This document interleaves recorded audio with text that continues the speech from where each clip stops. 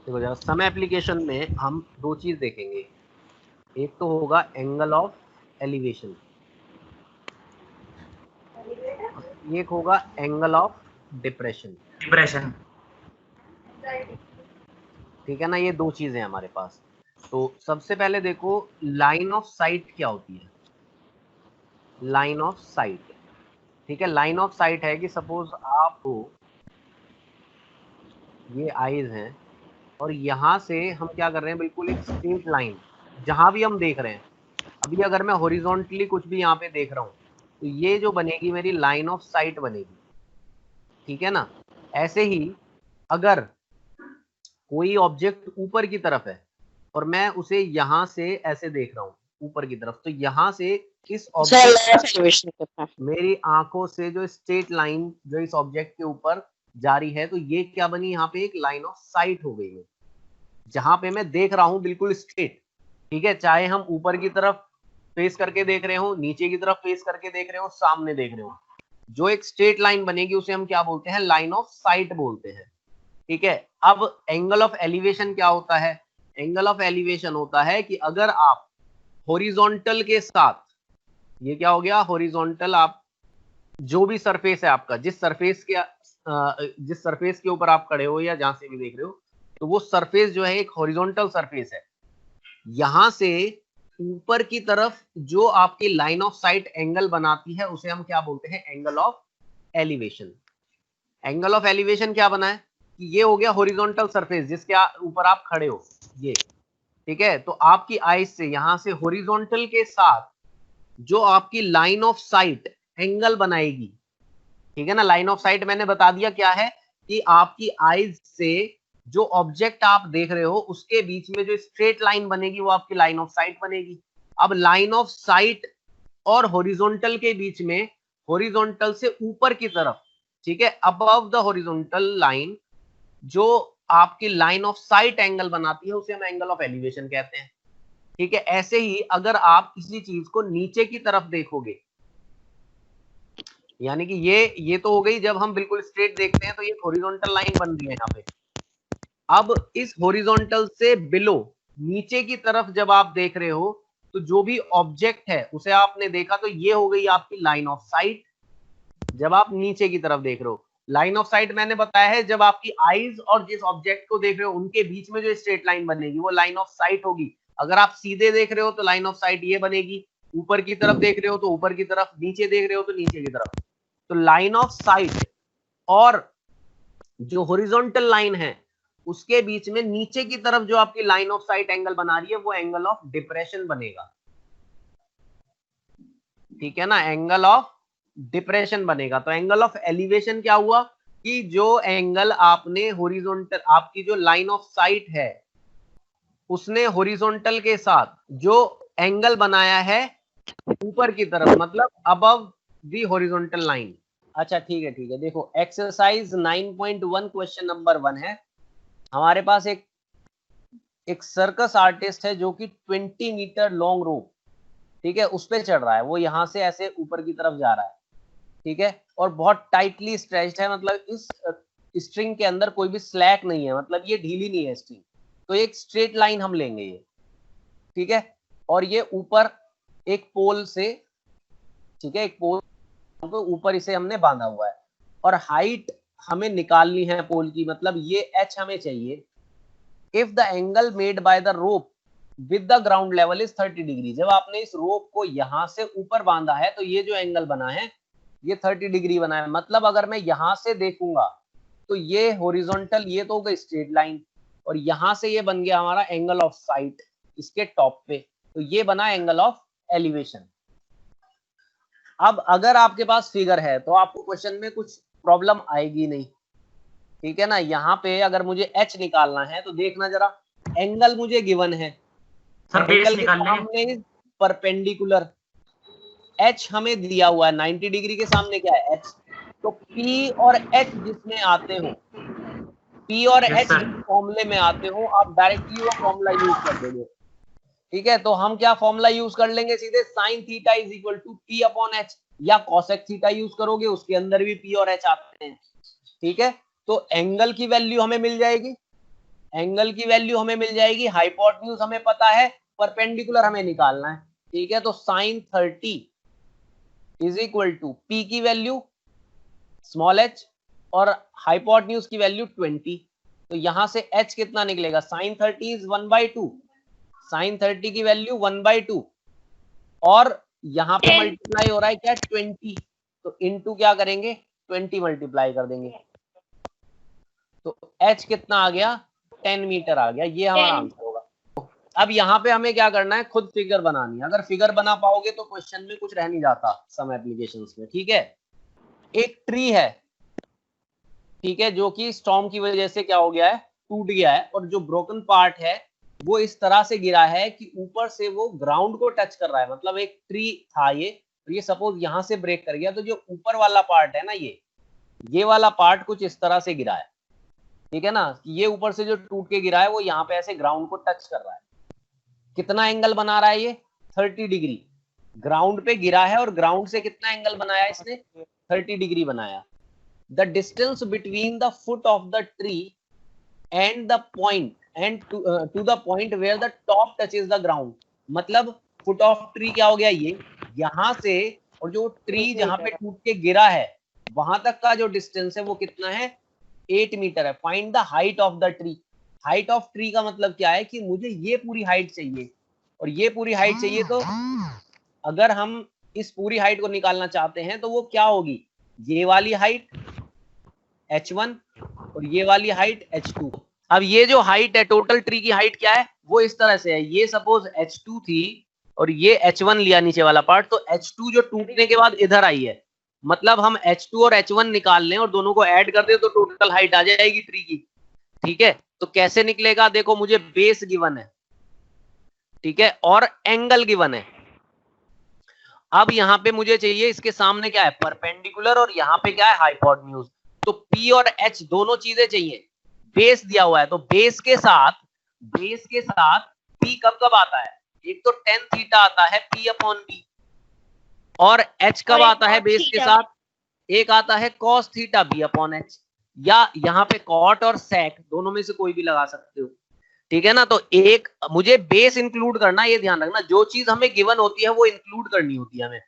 तो बेस जिस जिस फॉर्मूले में आता है वो सब हमारे काम के होंगे। यहाँ पे tan theta is equal to P/B, जहां जहां बेस आएगा जो चीज हमें गिवन होगी ना उसे हमें यूज करना है, तो जिस फॉर्मूले में वो आता हो वही फॉर्मूला लगेगा, ठीक है। तो पहले देखो tan थीटा अगर हम लगाते हैं तो tan 30 is equal to P हमें निकालना है, वो है h1 और बेस है 8, और tan 30 की वैल्यू क्या होती है 1/√3, तो ये आ गया h1 कितना आ गया 8/√3, ठीक है। दूसरा है cos थीटा, cos 30 की फॉर्म वैल्यू बताओ, cos 30 √3/2 इंटू h2, ठीक है, B/H लगाया मैंने फॉर्मूला मेरे पास, इज इक्वल टू 8। अब h2 अगर निकालोगे तो कितना आएगा 16/√3, ठीक है ना। ये आ गया हमारे पास इतने मीटर, ये 8/3 मीटर। अब टोटल हाइट क्या होगी ट्री की सर, दोनों को प्लस करके is equal to h1 plus h2, ठीक है ना, क्योंकि हमसे ट्री की हाइट पूछी गई है, तो जो टूट के ट्री गिरा था वो भी तो हमें बताना पड़ेगा ना। तो दोनों को ऐड कर दो 8/√3 प्लस 16/√3, तो ये कितना आ गया 24/√3। और इसे अगर और भी सॉल्व करना चाहो तो सर कॉन्जुगेट से मल्टीप्लाई, √3 से कर लो ऊपर नीचे मल्टीप्लाई, तो 24√3/3 हो गया और 3 से इसे डिवाइड कर लो, तो ये आ गया 8√3। ओके सर, इतने मीटर आ गए।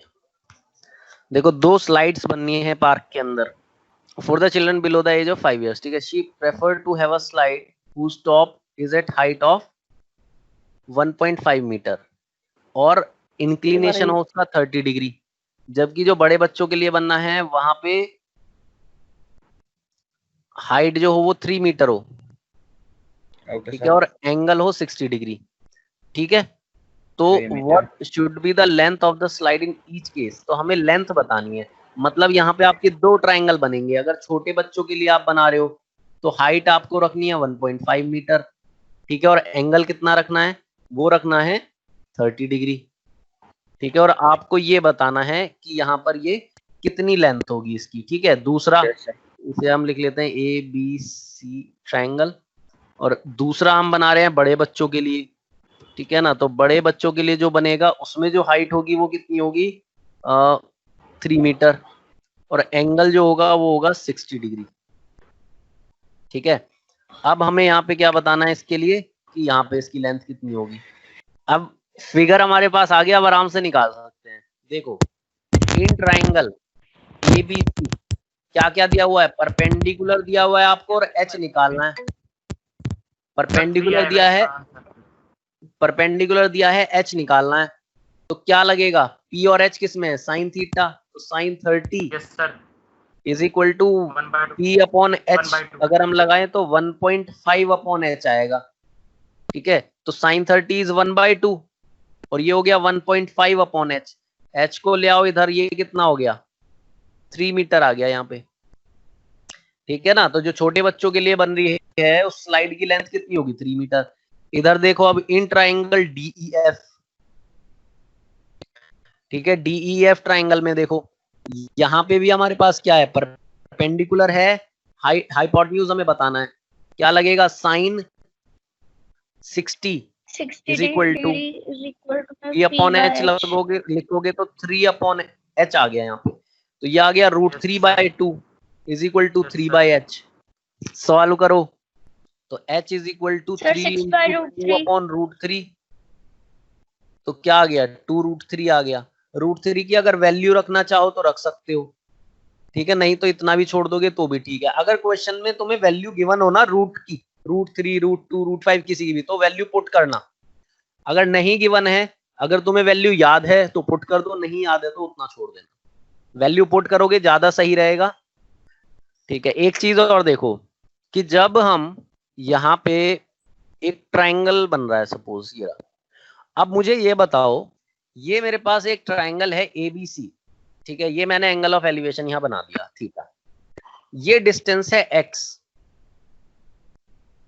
अगर डिस्टेंस लेस देन x हो, लेस देन x मतलब आप डिस्टेंस को कम कर रहे हैं इसको, और ये जो पॉइंट है आपने शिफ्ट करके इधर कर दिया A', ठीक है, ये पॉइंट शिफ्ट करके इधर कर दिया और वो C पॉइंट वहीं पे है। अब आप देख रहे हो किसी चीज को ऐसे यहाँ पे, तो यहाँ पे बना सपोज फाई बना, ठीक है ना, फाई बना, और मैं ये मान लेता हूं ये डिस्टेंस x था, ये कितना डिस्टेंस रह गया x1, तो मैं ऐसे लिख लेता हूं x1 is less then x, x1 is less then x, ये वाला जो डिस्टेंस है ना A'(B), ये छोटा है किससे, AB से, तो जो थीटा और फाई का रिलेशन होगा वो क्या बनेगा,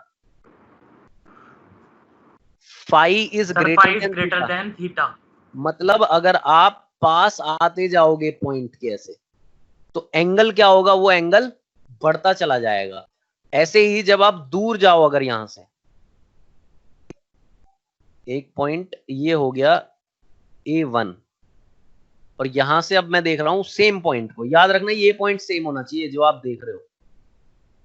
यहां पे हो गया हमारे पास सपोज θ1, तो कैसे अरेंज करेंगे हम कि जो θ1 होगा स्मॉलेस्ट है, उसके बाद थीटा है, और उसके बाद फाई है, ठीक है। तो अगर हमसे बोला जाए कि अरेंज करो इन्हें इंक्रीजिंग या डिक्रीजिंग ऑर्डर में, और हमें सिर्फ डिस्टेंस दिया हो कि कौन सा डिस्टेंस ज्यादा है कौन सा डिस्टेंस कम है, तो हम क्या कर पाएंगे, ऐसे अरेंज कर पाएंगे, क्योंकि डिस्टेंस अगर बढ़ेगा सेम पॉइंट होना चाहिए, जो जिसे आप देख रहे हो वो पॉइंट सेम होना चाहिए, तो वहां से आप डिस्टेंस अगर बढ़ाते चले जाओगे उसके फुट से, तो डिस्टेंस को आप बढ़ाते चले जाओ तो एंगल कम होता चला जाएगा, जितना दूर हम जाएंगे उतना एंगल छोटा हो जाएगा, जितना पास आएंगे उतना एंगल बड़ा रहेगा, ठीक है। सपोज एक ये टावर है,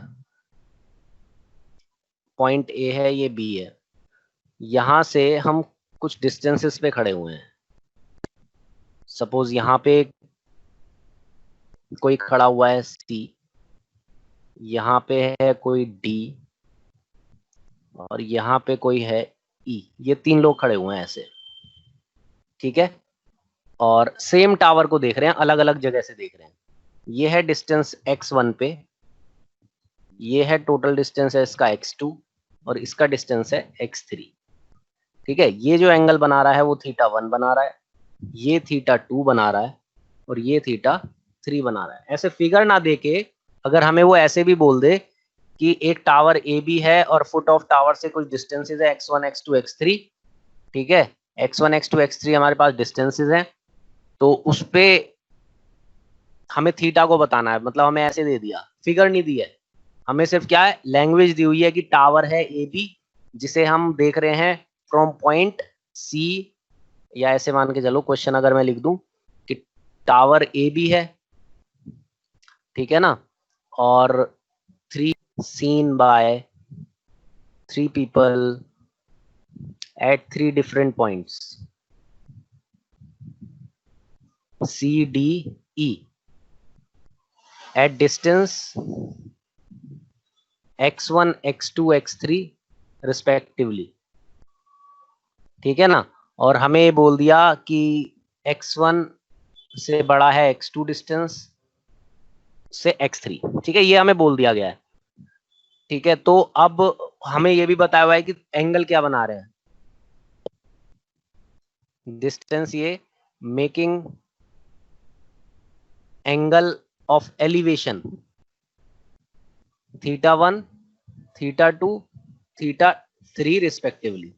ठीक है, तीनों के एंगल भी हमें दे दिए और हमें ये बता दिया गया है, ठीक है, ये बता दिया गया है और बोल दिया गया है अरेंज θ1, θ2 और θ3 इन इंक्रीजिंग ऑर्डर। ठीक है, ऐसे, या करेक्ट ऑर्डर पूछ लिया जाए θ1, θ2, θ3 का। ठीक है, तो यहाँ पे देखो जो सबसे कम डिस्टेंस पे वो सबसे ऊपर की तरफ देख रहा होगा तो सबसे ज्यादा एंगल बन रहा होगा, जो उससे ज्यादा डिस्टेंस पे है वो थोड़ा और सामने की तरफ देखेगा, और पीछे चले जाओ और सामने, तुम बिल्कुल पीछे चले जाओ ऐसे, और यहां से देखो जरा, यहां से जब ऐसे देख रहे हो तो ये एंगल जो बन रहा है ना, ये सबसे छोटा एंगल बन रहा है, और पीछे चले जाओगे तो ये जितना पीछे चले जाते जाओगे उतना एंगल क्या होता जाएगा, छोटा होता चला जाएगा। तो अब अरेंज करना है, तो जिसका डिस्टेंस सबसे कम है उसका एंगल सबसे बड़ा है, θ1 सबसे बड़ा, θ2 उसके बाद और θ3 सबसे छोटा। अगर इंक्रीजिंग ऑर्डर में लगाना है तो ऐसे लगाएंगे हम, θ3, θ2, θ1, ये इंक्रीजिंग ऑर्डर हो गया, या ऐसे लिखना चाहो θ3 is less than θ2 less than θ1, तो ऐसे कर सकते हैं। चलो, एक kite is flying at a height of 60 metre above the ground, ground से 60 मीटर ऊपर की तरफ एक काइट है, ठीक है, यस सर। और उसके साथ एक स्ट्रिंग अटैच्ड है काइट के साथ, जो कि ग्राउंड पे हमने एक पॉइंट पे बांध रखी है, ठीक है, और जो एंगल ऑफ इंक्लिनेशन बन रहा है वो 60 डिग्री है। ठीक है, सपोज यहाँ पे अगर कहीं काइट है वो, ठीक है, यहाँ हम देख रहे हैं ऐसे, और हमने इसे ग्राउंड से क्या कर दिया है, ऐसे यहाँ पे बांध दिया है किसी एक पॉइंट पे, जो एंगल है वो 60 डिग्री बनेगा, और इसकी हाइट जो बताई जा रही है वो कितनी है, 60 मीटर। 60 मीटर ग्राउंड से जो हाइट है, परपेंडिकुलर हाइट है वो 60 मीटर। हमें लेंथ ऑफ स्ट्रिंग बतानी है, जबकि इसमें कोई स्लैक नहीं है, मतलब स्ट्रिंग ढीली नहीं है, क्या है, एकदम स्ट्रेट है, यहाँ पे जो लाइन है वो बिल्कुल स्ट्रेट है और टाइट है। ठीक है, तो अब देखो जरा क्या क्या दिया हुआ है यहाँ पे, अगर ये एंगल है सर साइन 60 ले लेंगे फिर, और परपेंडिकुलर गिवन है और हाइपोटेन्यूज आपको निकालना है, तो परपेंडिकुलर और हाइपोटेन्यूज किस में आएगा, साइन थीटा में। इस ट्राइंगल का नाम अगर हम दे दें ABC, तो लिख देंगे इन ट्राइंगल ABC।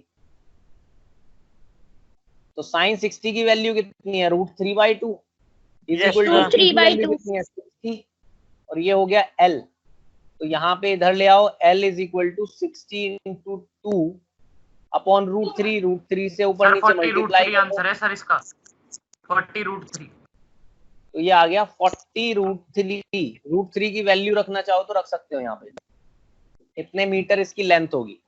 ठीक है, 6th क्वेश्चन देखो,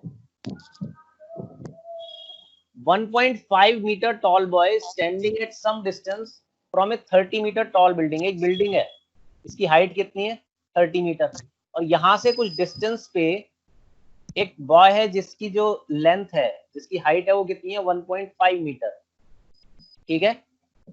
नॉर्मली क्वेश्चन में क्या होता है कि हमें सिर्फ ये बता दिया जाता है कि इस पॉइंट से देख रहे हैं तो वहां पे हमें कोई हाइट नहीं लेनी होती, लेकिन यहाँ मेंशन की गई है इस बॉय की हाइट है तो वो हम लिखेंगे। ठीक है, the angle of elevation from his eyes, उसकी आईज से जो एंगल ऑफ एलिवेशन है top of the building increases from 30 to 60 degree as he walks towards the building. मैंने बताया था कि जब आप पास जाते हो तो एंगल बढ़ता है। ठीक है ना, अगर यहाँ पे ये नहीं भी लिखता कि वो टुवर्ड्स द बिल्डिंग जा रहा है, अगर वो नहीं भी लिखते तो हमें पता होना चाहिए कि एंगल 30 डिग्री से 60 डिग्री हो गया, तो जैसे ही आप आगे की तरफ बढ़ोगे पॉइंट में तो एंगल क्या होता है, इंक्रीज करता चला जाता है। कल लास्ट क्वेश्चन हमने करा भी था इसके ऊपर। ठीक है ना, तो जब Yes, पास sir. जाएगा वो आगे की तरफ जाएगा तो एंगल बढ़ेगा। तो अगर क्वेश्चन में मेंशन ना भी हो तो भी हम क्या करेंगे, यहाँ पे लिख देंगे कि वो आगे की तरफ गया है और एंगल इतना हो गया है, और दूर जाएगा अगर तो एंगल डिक्रीज करेगा। तो यहां से उसकी आईज से एंगल कितना था अभी फिलहाल, यहां से हम ऐसे देखेंगे, हॉरिजॉन्टल लाइन ऐसे बनी, यहां पे कितना था 30 डिग्री था। अब वो आगे चला गया कुछ, सपोज यहां पहुंच गया और यहां से उसने देखा तो एंगल कितना हो गया 60 डिग्री हो 60 गया। डिग्री। ठीक है, जब वो पास जाएगा तो एंगल क्या होगा, बढ़ेगा, दूर जाएगा एंगल घटेगा। हमें बताना find the distance he walk, कितना वो आगे की तरफ गया है, ये डिस्टेंस हमें निकालना है। ठीक है, तो देखो ये वाला जो अब ट्राइंगल मेरे पास यहाँ पे ये बन रहा है, एक तो ये, अगर मैं नाम लिख लूँ इनके तो ए बी सी डी। ठीक है ना, तो ट्राइंगल मेरे पास कौन से हैं, राइट एंगल ट्राइंगल, एक तो ए डी सी है और एक बी डी सी है, ये दो राइट एंगल ट्राइंगल है, इनमें लगाना है। तो यहाँ देखो जरा, इसके लिए मुझे ये हाइट चाहिएगी, ये कितनी होगी 1.5 तो ये है। ठीक है ना, 1.5 जितनी हाइट थी लड़के की वो इतनी है, तो इसे माइनस कर दो 30 में से कितना आएगा, 30 minus 1.5, 28.5 मीटर। ये कितना बचा 28.5 मीटर बचा ये। ठीक है ना, 28.5 मीटर बचा। अब हमें क्या चाहिए, हमें डिस्टेंस चाहिए कौन सा, एक तो ये वाला अगर मिल जाए और एक ये पूरा डिस्टेंस मिल जाए तो हम माइनस कर देंगे, तो इस डिस्टेंस से ये डिस्टेंस माइनस कर दो तो ये वाला पार्ट आ जाएगा हमारा। ठीक है ना, तो देखो in triangle B C BCD, हाँ, किसी को भी पहले सॉल्व कर सकते हो, इसे कर लो या बड़े ट्राइंगल को कर लो, दोनों में से किसी को भी सॉल्व कर सकते हो पहले। यहाँ पे परपेंडिकुलर हमें दिया हुआ है, दोनों में मुझे बेस चाहिएगा, तो 10 लगाएंगे। पी और बी किस में आता है, 10 में आता है ना, तो 10 60 लगा दो पहले, वो कितना आया, पी अपॉन बी लिखा हमने, p d upon B C, तो ये आ गया 28.5 upon B c, b c की वैल्यू चाहिए, 10 60 कितना है √3,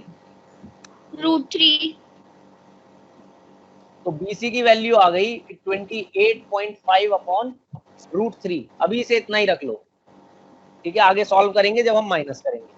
अब दूसरा ट्राइंगल देखो, इन ट्राइंगल ACD, इस वाले बड़े वाले ट्राइंगल में याद रखना राइट एंगल ट्राइंगल में ही लगाओगे, जहां पे 90 डिग्री है वहीं लगेगा। ठीक है, मैं इस ट्राइंगल में नहीं लगा सकता यहाँ पे, ये वाला जो पार्ट है, क्योंकि यहाँ पे 90 डिग्री नहीं है ना, यहाँ पे, यहाँ 90 होना चाहिए। अच्छा, मैंने क्या कहा था, शुरू से ही जितने भी ट्रिग्नोमेट्री के फॉर्मूले हैं सिर्फ राइट एंगल ट्राइंगल में लगेंगे। ठीक है ना, अब इसमें देखो, इसमें क्या होगा, 10 30 लगा दो, 10 30 is equal to DC upon AC। ठीक है, तो DC की वैल्यू कितनी है 28.5, AC हमें चाहिए, तो ये आ गया 10 30 इज 1/√3, 28.5 AC, तो AC कितना आ गया 28.5 √3, कितने मीटर आ गया। हमें क्या चाहिए, वैल्यू चाहिए हमें ए बी की, ये वैल्यू चाहिए ना, सिर्फ इतना जितना वो मूव करा है, ए बी चाहिए, तो ए बी क्या होगा, AC माइनस BC, AC की वैल्यू 28.5 √3 माइनस 28.5/√3। ठीक है ना, AC माइनस BC, 28.5 कॉमन ले लो, तो ये आ गया 3 माइनस 1/√3, हाँ सर, √3 से ऊपर नीचे मल्टीप्लाई करना। 28.5 इंटू 2 57 आ गया, ये 57। हाँ सर, 57 by root 3 नहीं 3, ये 3 से कैंसिल हो जाएगा, 57 by 3। 19 रूट 3 आ गया, ठीक है ना। 19 रूट 3 आ गया, जितना वो Yes, मूव sir. करा है। रूट 3 की वैल्यू रख के मल्टीप्लाई कर सकते हो, 1.732 रखने के बाद 19 से मल्टीप्लाई कर लो तो हमें एग्जैक्ट आंसर मिल जाएगा। नेक्स्ट देखो, from a point on the ground the angle of elevation of the bottom and top of a transmission tower fixed at a top of 20 metre high building. ठीक है, एक building है जिसकी height कितनी दी हुई है, 20 मीटर। इसी के ऊपर एक ट्रांसमिशन टावर है, ठीक है ना, इसी के ऊपर एक ट्रांसमिशन टावर है। उसके बाद हमें क्या दिया हुआ है, बॉटम के और उसके टॉप का, जो ये टावर है ना, इसके बॉटम और टॉप का एंगल ऑफ एलिवेशन दिया हुआ है, वो कितना है, 45 and 60 respectively। हाँ 45 डिग्री और 60 डिग्री। ये 45 डिग्री और ये 60 डिग्री, ठीक है ना, ये है 60 डिग्री है। ये 20 दिया हुआ है, तो A B C D. Find the height of the tower, हमें ये बताना है एच कितना होगा। तो सबसे पहले देखो, अगर मुझे इस पूरे बड़े ट्राइंगल में लगाना है जिसमें 60 डिग्री दिया हुआ है, तो ये परपेंडिकुलर बन जाएगा ना उसका, तो उसके लिए मुझे बेस पता होना चाहिए, यस सर। या हाइपोटेन्यूज पता होना चाहिए। ठीक है, तो यहाँ हम बेस आराम से निकाल सकते हैं इस छोटे यस ट्राइंगल सर, में। 45 डिग्री वाले ट्राइंगल से। Triangle ABC, tan theta is equal to p upon b रख सकते हो। पी की वैल्यू है बीसी और बी की वैल्यू है एबी। 45 के सामने ये रहा, ये परपेंडिकुलर और ये बेस, तो यहाँ से AB की वैल्यू निकाल सकते हो। tan 45 is equal to BC is 20 और AB, तो AB ये हो गया 1, तो AB is equal to 20 AB upon 1 is equal to BC। 20 metre. तो ये कितना आ गया, 20 मीटर आ गया। अब आ जाओ बड़े वाले ट्राइंगल में। इन ट्राइंगल ABD, ABD में क्या है, 60 डिग्री दिया हुआ है ये पूरा, तो tan 60 लग जाएगा, क्योंकि मुझे क्या चाहिए, मुझे ये टोटल चाहिए। तो इस टोटल की वैल्यू क्या हो गई, 20 प्लस एच, ठीक है ना। हमें खाली एच निकालना है, लेकिन मैं खाली एच तो यहाँ पे लगा नहीं सकता इस वाले ट्राइंगल में, हम बड़े ट्राइंगल में लगा रहे हैं, तो ये पूरा क्या होगा, BD होगा, BD अपॉन AB, ठीक है ना। tan 60 की वैल्यू क्या होती है, √3, और BD है 20 प्लस एच, और AB की वैल्यू कितनी है, 20 है। लिखो 20√3 is equal to 20 plus h, minus कर दो, तो √3 -1 आ गया यहाँ पे, और इसकी वैल्यू रख सकते हो यहाँ पे, तो ये 20 इंटू 0.73 करके कुछ आएगा, मल्टीप्लाई कर लो, आंसर मिलेगा। √3 की वैल्यू क्या रखेंगे, 20, 1.732 या 1.73 भी रख सकते हो, तो ये आ गया 20 इंटू 0.732, 14.64 मीटर। हाँ सर। एक स्टैचू है जिसकी हाइट है 1.6 मीटर, ठीक है, 1.6 मीटर जिसकी हाइट है,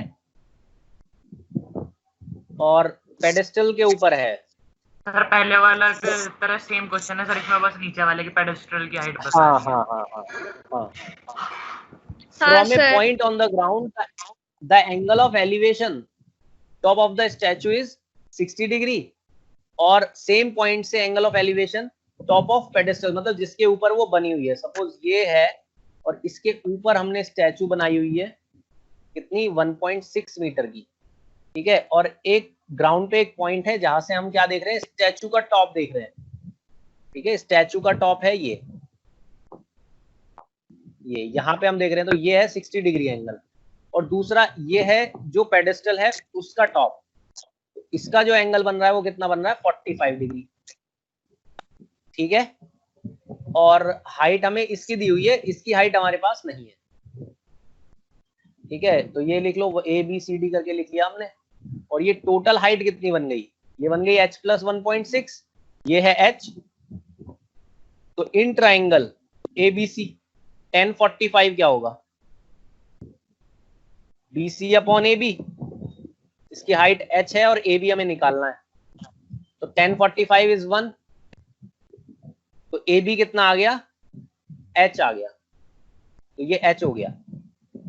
ठीक है, अब बड़े वाले ट्राइंगल में देखो, बड़े वाले ट्राइंगल में, in triangle ABD, triangle ABD में 1060 is equal to BD upon AB। 1060 की वैल्यू √3, BD की वैल्यू h प्लस 1.6। ठीक है, BD की वैल्यू कितनी हो गई, ये टोटल होगी ना h प्लस 1.6 अपॉन AB की जगह क्या आ गया, h आ गया, तो ये आ गया √3h is equal to h plus 1.6, और ये हो गया √3h minus h is equal to 1.6। h common ले लो, √3 माइनस 1 1.6। ठीक है, और h इज इक्वल टू आ गया 1.6 अपॉन √3 माइनस 1। रेशनलाइज कर लो इसे, नहीं तो √3 की वैल्यू रख के डायरेक्टली भी डिवाइड कर सकते हो। h आ गया यहाँ पे 1.6 √3 प्लस 1 अपॉन ये आ गया a minus b, a plus b is a square minus b square, 1.6 upon 2 into √3 plus 1 आ गया, ये आ गया 0.8, 0.8 और ये 1.732 प्लस 1, तो ये आ गया 0.8 इंटू 2.732, मल्टीप्लाई कर लो आंसर मिलेगा। ठीक है, 2.1856 metre. The angle of elevation of the top of a building from the foot of a tower is 30 degree, and the angle of elevation of the top of a tower from the foot of the building is 60 degree। ठीक है, दो हमारे पास क्या है, एक तो building है और एक टावर है। जब आप टावर से बिल्डिंग देख रहे हो तो 30 डिग्री का एंगल बन रहा है। ठीक है, और angle of elevation of the top of the tower, जब टावर को देख रहे हो आप बिल्डिंग से, ठीक है, कहां से, बिल्डिंग के नीचे की तरफ से, तो ऐसे हम बना लेते हैं दो, एक ये है और एक ये है। ठीक है, देखो ये दोनों का ये डिस्टेंस है दोनों का, दोनों के बीच का, ये तो चेंज नहीं होगा ना। एक बार आप यहां से देख रहे हो इधर की तरफ, और एक बार आप यहां से देख रहे हो। अब ये बताओ कि ज्यादा एंगल किसका होगा, ज्यादा एंगल उसका होगा जो ज्यादा ऊंचा होगा। ठीक है ना, तो जब आप बिल्डिंग से टावर को देख रहे हो, ठीक है, बिल्डिंग से टावर देख रहे हो तो 60 डिग्री बन रहा है, तो मतलब ये बनेगा टावर। और जब आप बिल्डिंग के टॉप को देख रहे हो from the foot of a tower, तो एंगल बन रहा है 30 डिग्री, तो ये बनेगी बिल्डिंग। ठीक है ना, तो किसकी हाइट ज्यादा होगी, टावर की हाइट ज्यादा होगी, क्योंकि दोनों सेम डिस्टेंस पे से देख रहे हैं, लेकिन एंगल किसका ज्यादा बन रहा है, जब आप बिल्डिंग से नीचे, बिल्डिंग के फुट से आप टावर को देख रहे हो तो 60 डिग्री, और उतने ही गैप से, आपका गैप तो चेंज नहीं हुआ ना, उतने ही गैप से जब आप टावर के फुट से देख रहे हो बिल्डिंग को तो 30 डिग्री बन रहा है। इसका मतलब टावर की हाइट ज्यादा, बिल्डिंग की हाइट कम रहेगी। अब हमें क्या दिया हुआ है, if the tower is 50 metre high, जो टावर है उसकी हाइट हमें दे दी है 50 मीटर, और हमें बतानी है हाइट ऑफ बिल्डिंग क्या होगी। तो अगर आप बेस निकाल लो, ठीक है ना, क्योंकि बेस दोनों में कॉमन निकाल के आ जाएगा, बेस दोनों ट्राइंगल में कॉमन है, तो ए बी सी डी ये हमने ऐसे लिख लिया। पहले हम लिख लेते हैं इन ट्राइंगल एबीसी, जिसमें हमें पी दिया हुआ है, तो क्या लगेगा, 1060 is equal to BC upon AB. 1060 की वैल्यू √3 और बीसी की वैल्यू कितनी है 50, और एसी आ जाएगा, तो AC is equal to 50 by √3, 50 upon √3। अभी हम इसे सॉल्व नहीं कर रहे हैं, आगे सॉल्व करेंगे।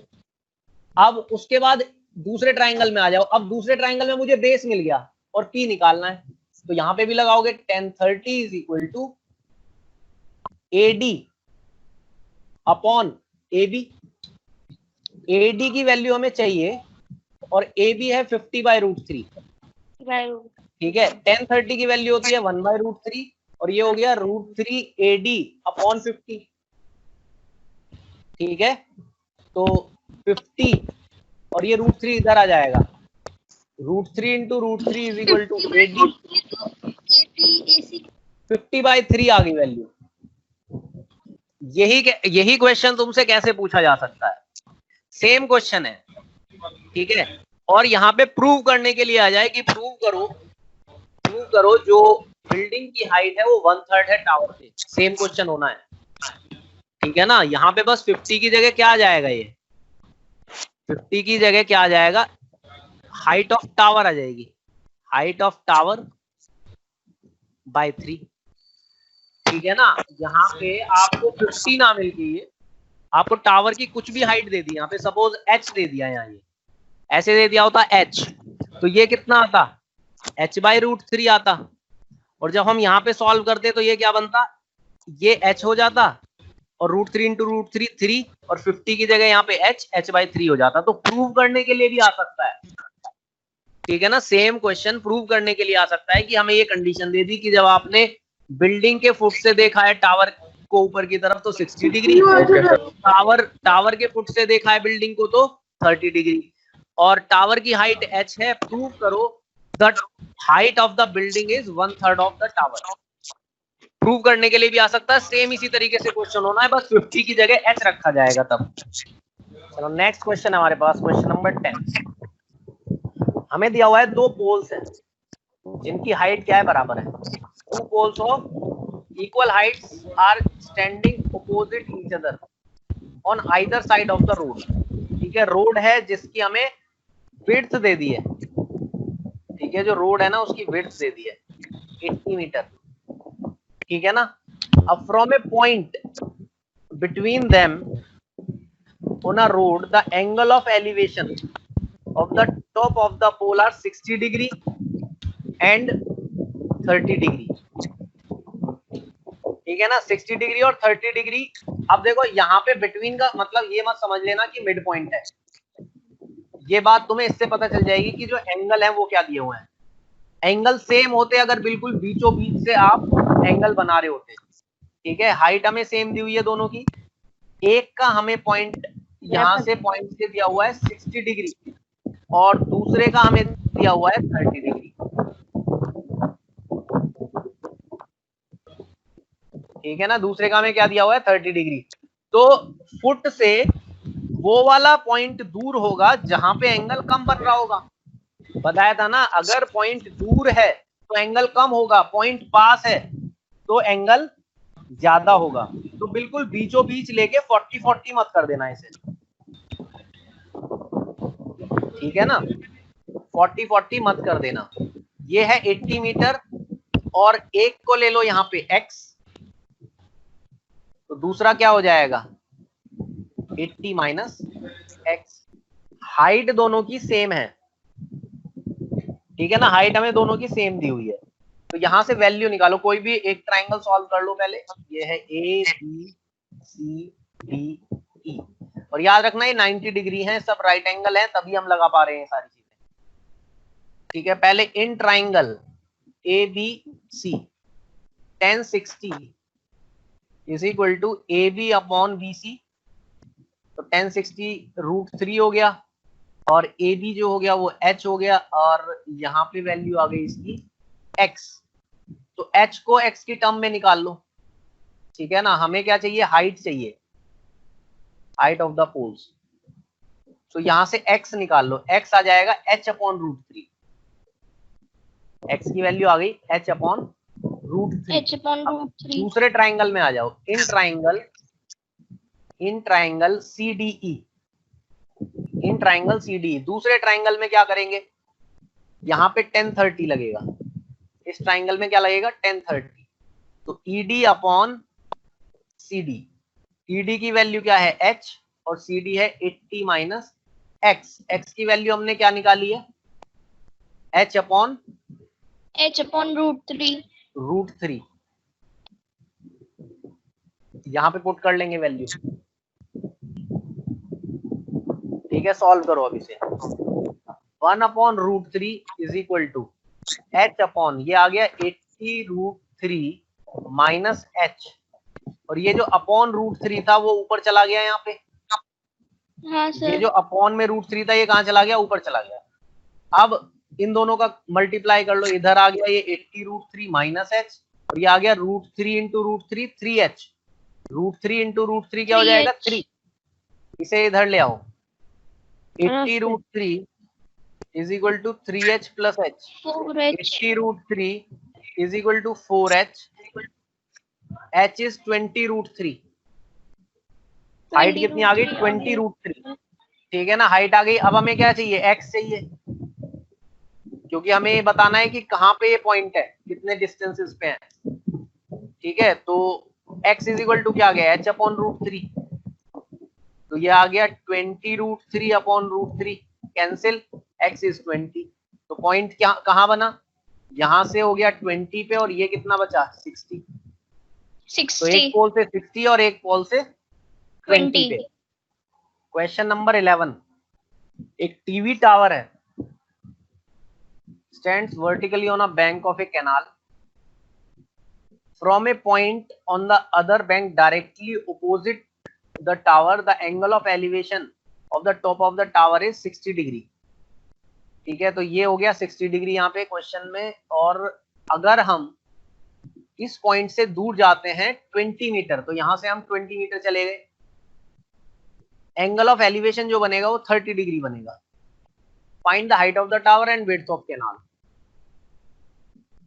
तो हमें h बताना है, ठीक है ना, हमें क्या बताना है, h बताना है, और ये विड्थ बतानी है और PC बताना है। हाँ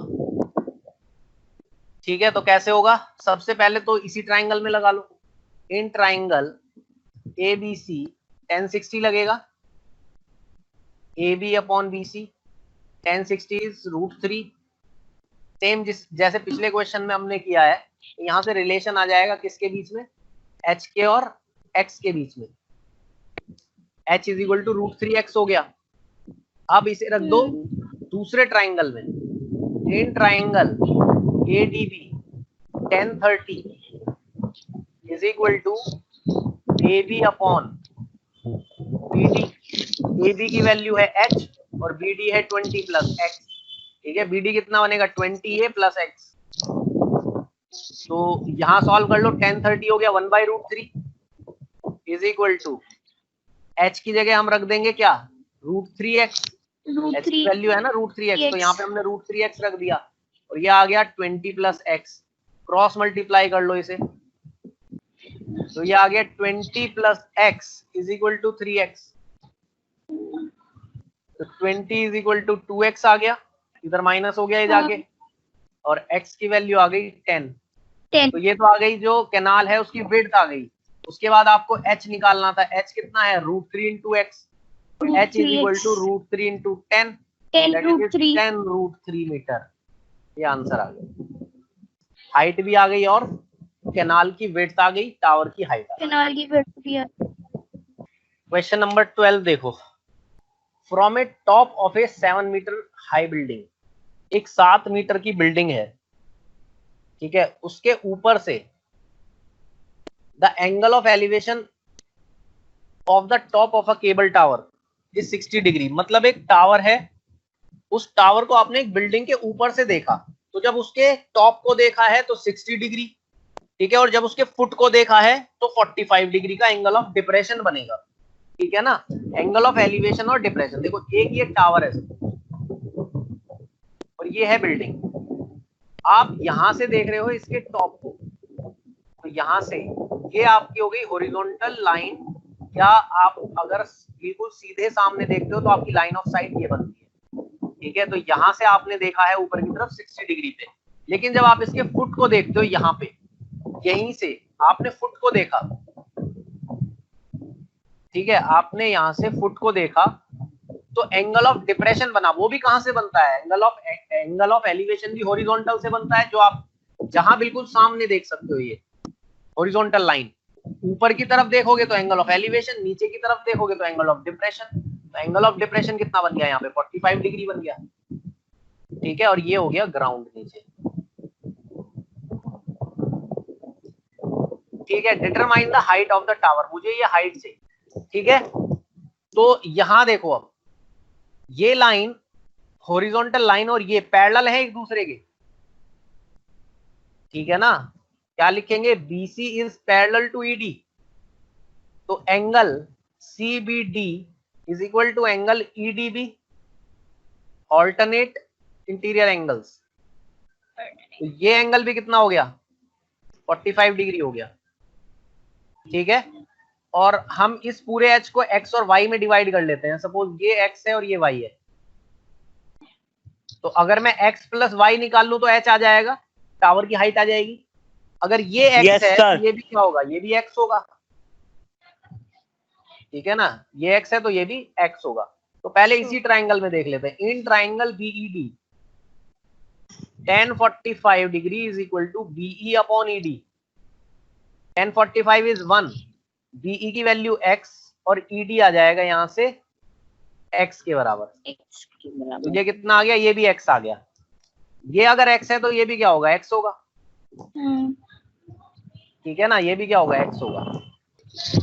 अच्छा, ये तो हमें दी हुई है X की वैल्यू 7 मीटर। हाँ सर। तो ED हो गया 7 मीटर, हमें बिल्डिंग की हाइट दी हुई है 7 मीटर, तो ये आ गया 7।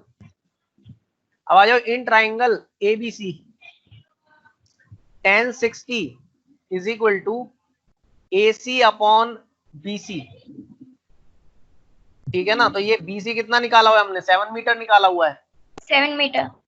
tan 60 की वैल्यू √3, AC की वैल्यू Y और BC की वैल्यू क्या है 7।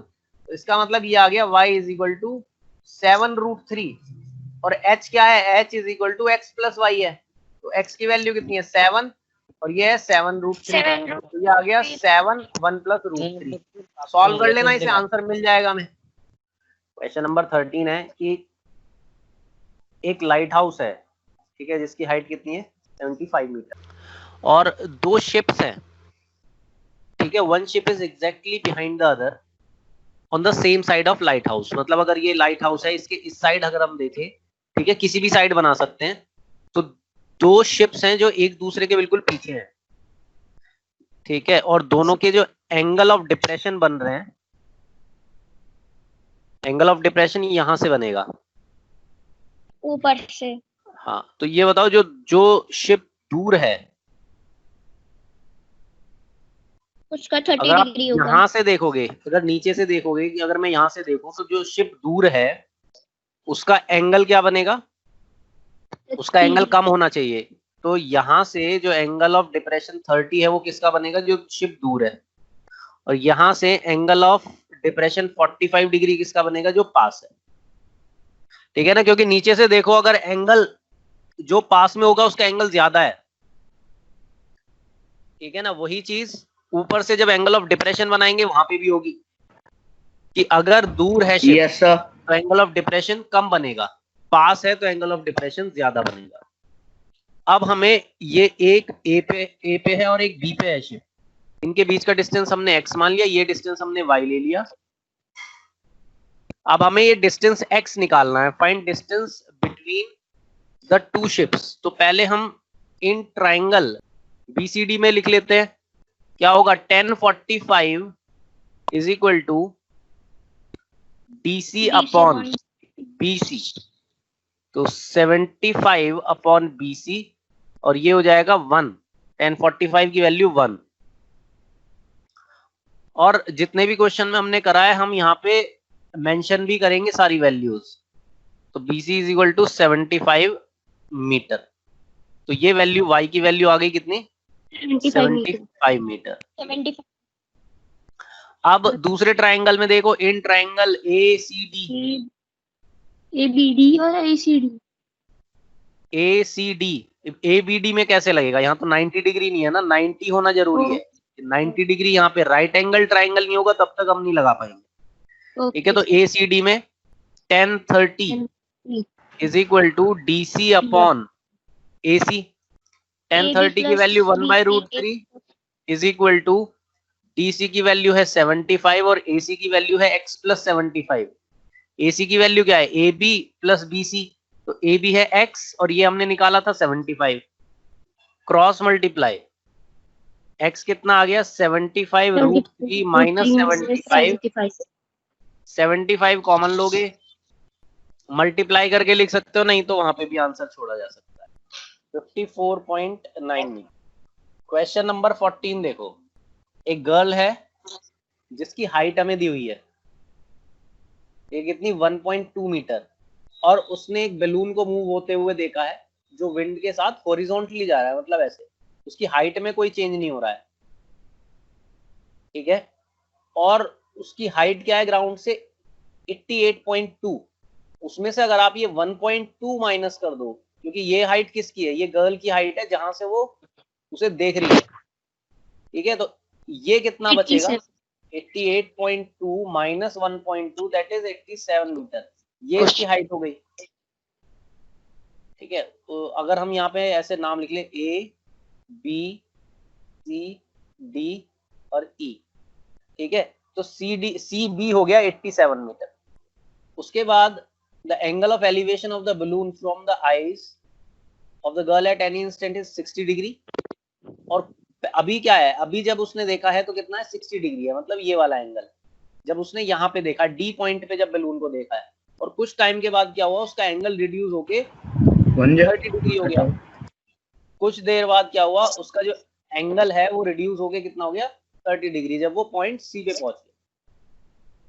Find the distance travelled by the balloon, अब हमें क्या चाहिए, यहाँ पे डिस्टेंस चाहिए, मतलब मुझे जो वैल्यू चाहिए वो ई बी की वैल्यू चाहिए, और यहाँ पे ध्यान रखना ये हमारा 87 है, तो यहाँ पे डीई भी कितना होगा 87 मीटर होगा, क्योंकि हाइट उसकी चेंज नहीं हुई है, ठीक है। तो पहले हम लिख लेते हैं इन ट्राइंगल AED 1060 लगेगा, यहाँ पे कितना हो गया DE अपॉन AE, 1060 की वैल्यू √3, DE की वैल्यू 87, AE, तो AE की वैल्यू कितनी आ गई 87 अपॉन √3, इतने मीटर आ गया।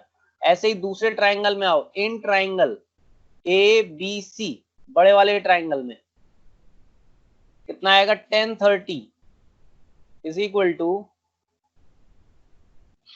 BC अपॉन AB, तो 1/√3 is equal to BC upon AB, और हमें वैल्यू चाहिए AB की, तो AB is equal to BC into √3, BC की वैल्यू कितनी है 87 87, और ये हो गया √3, तो AB की वैल्यू भी आ गई। अब हमें क्या चाहिए, यहाँ से हमें चाहिए कितना उसने मूव करा है, EB चाहिए, EB निकल जाएगा AB माइनस AE, तो AB की वैल्यू है 87 √3 माइनस AE की वैल्यू है 87/√3, 87 कॉमन ले लो, ये आता है √3 माइनस 1/√3, एलसीएम लो 87, ये हो गया 3 माइनस 1/√3। चलो देखो यहाँ पे 87 इंटू 2, और हम √3 का क्या करेंगे, ऊपर नीचे मल्टीप्लाई कर लेते हैं, तो 87 इंटू 2 इंटू √3 अपॉन √3 इंटू √3, ठीक है, √3 का ऊपर नीचे मल्टीप्लाई कर लिया, तो ये आ गया 87 इंटू 2 इंटू √3 अपॉन 3 से इसे डिवाइड कर लो 29, मल्टीप्लाई करो और लिख लो इसे आंसर, तो ये कितना आ गया, अब ये आ गया 58√3।